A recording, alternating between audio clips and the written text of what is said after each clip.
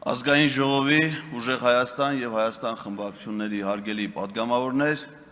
նիստի աշխատանքներին հետևող քաղաքացիներ։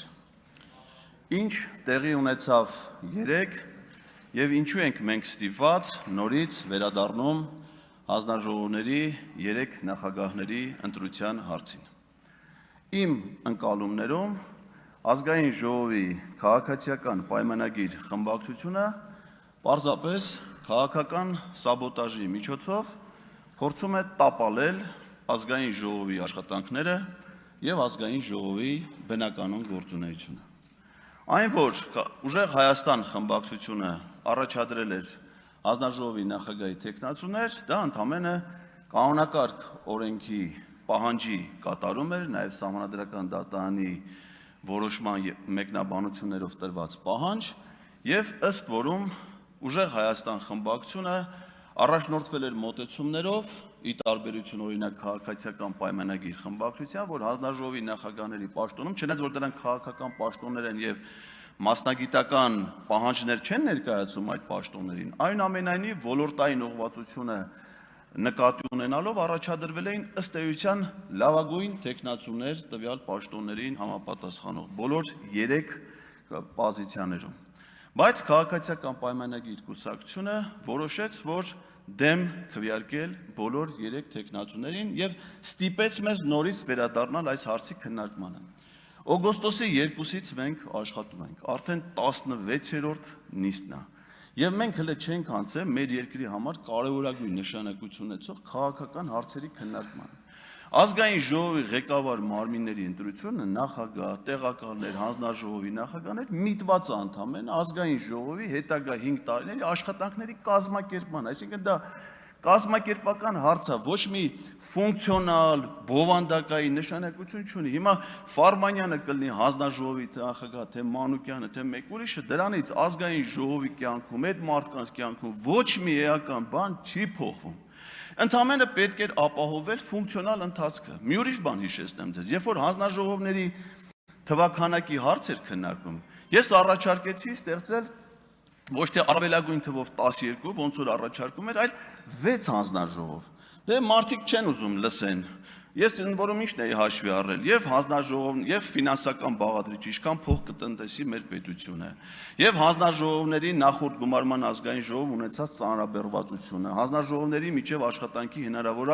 ռացիոնալ հավասարաչափ բաշխումը, ինչպես նաեւ ժամանակի տնտեսումը։ Ասենք պատկերացրեք, եթե ընդունված լիներ այդ առաջարկը,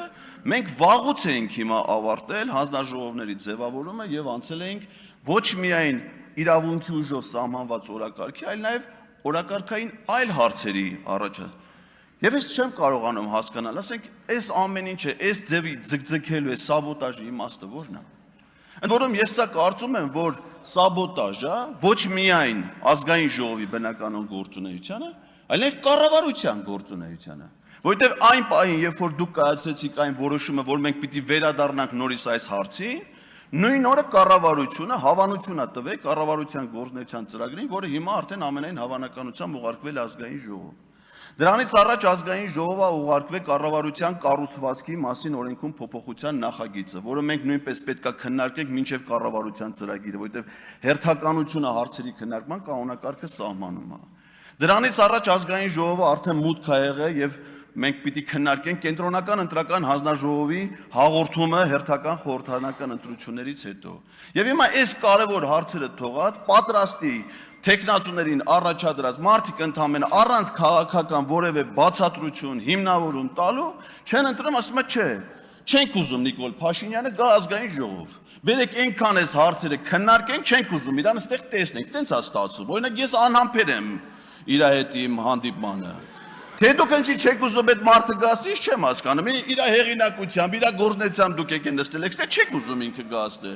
Բա կառավարությունը պիտի գա, որ մենք աշխատենք, բա մենք այդ կառավարությանը պիտի վերահսկենք, 16 նիստ ալ իրանք ստեղ չեն եկել։ Իհարկե այդ պոզիցիայի մեջ որոշ դրական էլեմենտներ կարելի է նկատել, բայց շուտ է։ Դա մենք պիտի ի վերջո այնպես անենք, որ Նիկոլ Փաշինյանի փոխարեն այստեղ գա Սամվել Կարապետյանը։ Բայց առայժմ շուտ է, գոնե մի անգամ ծրագիր ներկայացնելու հնարավորություն պետք է ստեղծել, նոր հեռացնել։ Դուք մի քիչ առաջ եք ընկել իրադարձություններից, խափանում եք նույնիսկ նրա մուտքը ազգային ժողով, բայց մենք ճիշտ ասած տես չենք նախատեսել։ Եվ ես կարծում եմ, որ այս մոտեցումը ազգային ժողովի աշխատանքների կազմակերպման խիստ անընդունելի է։ Տեսեք ինչ էր քննարկում, հարցնում էին ո՞նց է առաջադրվել, ենթադրենք Հայկ Ֆարմանյանի տեխնացությունը կամ մյուս տեխնացությունները։ Շատ պարզ, ո՞նց է առաջադրվել։ Եղել է խմբակցության նիստ, եղել են առաջարկներ, տեխնացություններ, քննարկել են, կայացել են որոշում։ Դուք ձեր առաջադրման օրինականությունից խոսեք։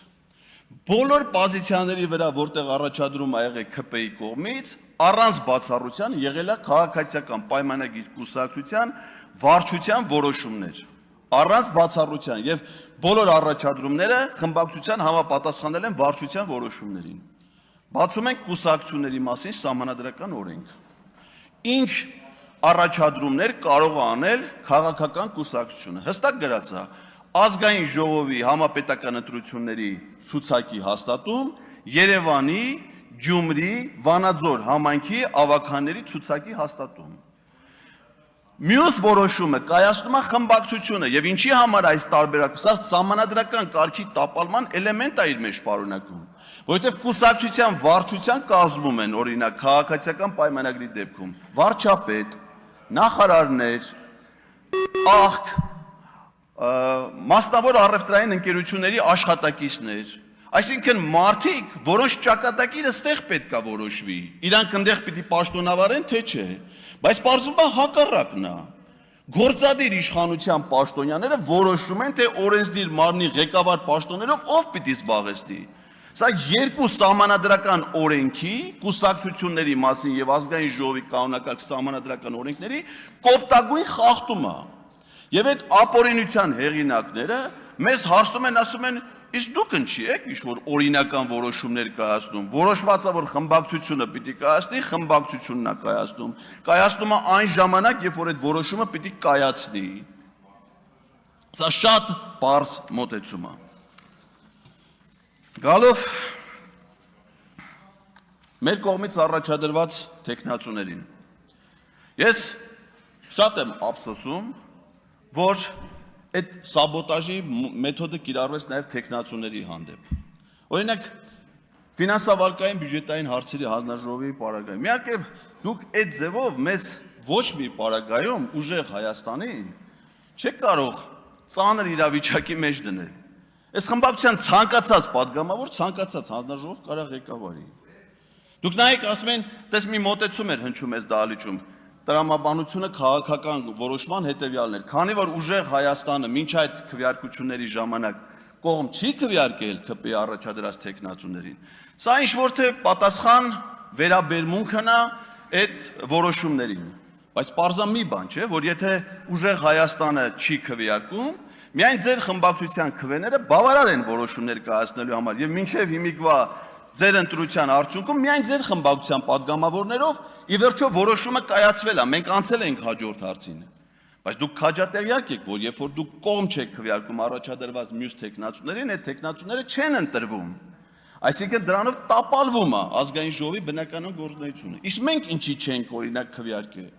Ինձ համար անկեղծ ասած շատ դժվար էր կողմ քվեարկել ազգային ժողովի նախագահի կամ տեղակալների պաշտոնում այն տեխնացությունների օգտին, որոնք իրենց կյանքում առաջին պետական պաշտոնը զբաղեցրել են 18 թվականի ողբերգությունից հետո։ Իսկ մենք ինչ տեխնացու էինք առաջադրել ազգային ժողովի փոխնախագահի պաշտոնում։ Մի մարդու, ով որ եւ օրենսդիր, եւ գործադիր, եւ դատական իշխանության մարմիններում ամենաբարձր պաշտոններն էր զբաղեցրել, մասնավոր առևտրային ընկերությունում ամենամեծ հեղինակավոր ընկերություններում ամենապատասխանատու գործողություններ, առաքելություններ իրականացրել։ Իսկ ստեղ ինչ առաջադրումներ են, ասենք օրինակ պաշտպանության հարցերի հանձնաժողովի նախագահի պաշտոնում ինձ համար դժվար է կողմ քվեարկել մի մարդու օգտին, որի առնչությունը պաշտպանության հետ միայն կայանում է նրանում, որ Սեյրան Օհանյանի տեղակալի Կարեն Կարապետյանի արտակարգ իրավիճակների նախարարի պատերազմը տանուլ տված նախարարի հիմա հրթիռների գործով մեղադրվողի ընկերն է։ ուրիշ առնչություն պաշտպանության ոլորտի հետ, ինձ հայտնի չի, եթե ու այդ մարդուն կողմ քվեարկելը ինձ համար շատ դժվար է։ Մեկ է պարզում է, որ ենթադրենք մարդիկ կան, որ Ամփոփեք ժամանակն ավարտվեց։ դեմ են քվեարկում ամենապրոֆեսիոնալ տեխնացուներին։ Շնորհակալ եմ։